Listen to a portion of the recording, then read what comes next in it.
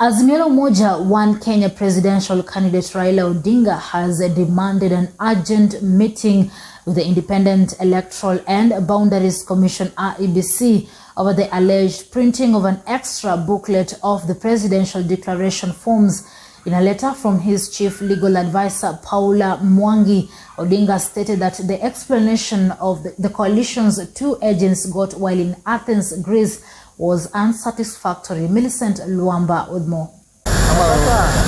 Azimio la Umoja One Kenya presidential candidate Raila Odinga has demanded an urgent meeting with the Independent Electoral and Boundaries Commission (IEBC) over the alleged printing of an extra booklet for the presidential declaration forms. Of Azimio la Umoja One Kenya coalition, we confirmed that we participated in the exercise. We went to Greece. We inspected the printing and packaging of the ballot papers for the presidential position, and we're in agreement that indeed the process was conducted, and Azimio shall also communicate further. In a letter from his chief legal advisor, Paul Mwangi, Odinga stated that the explanation the coalition's two agents got while in Athens, Greece, was unsatisfactory. What we agreed on, what we saw, how we found it, and I tend to believe that that is the legal situation, which is there at Greece and what has come back to Kenya. Azimio la Umoja One Kenya's two agents had traveled alongside the electoral body's commissioners and representatives of various political parties and election observers to monitor the printing of presidential ballot papers. The monitoring delegation inspected the security features imprinted on the ballot papers and witnessed printing and packaging of the ballot papers into booklets, boxes and pallets, and also labeling ready for shipment.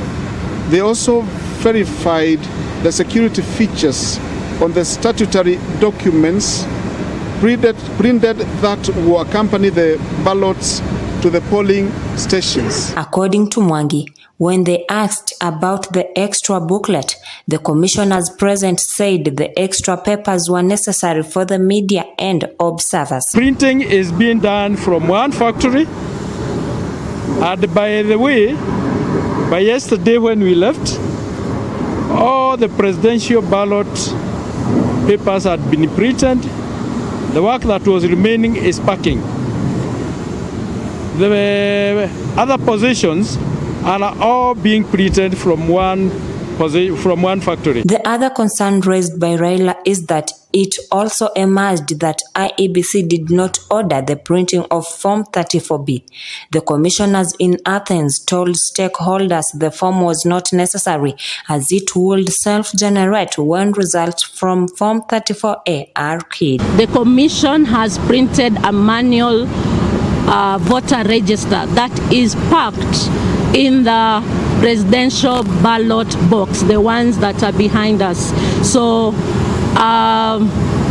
the voter register is cut into the number of voters in that polling station. A total of 865 presidential ballot papers pallets will be ferried in for the general election exercise using both private cargo planes and commercial airplanes.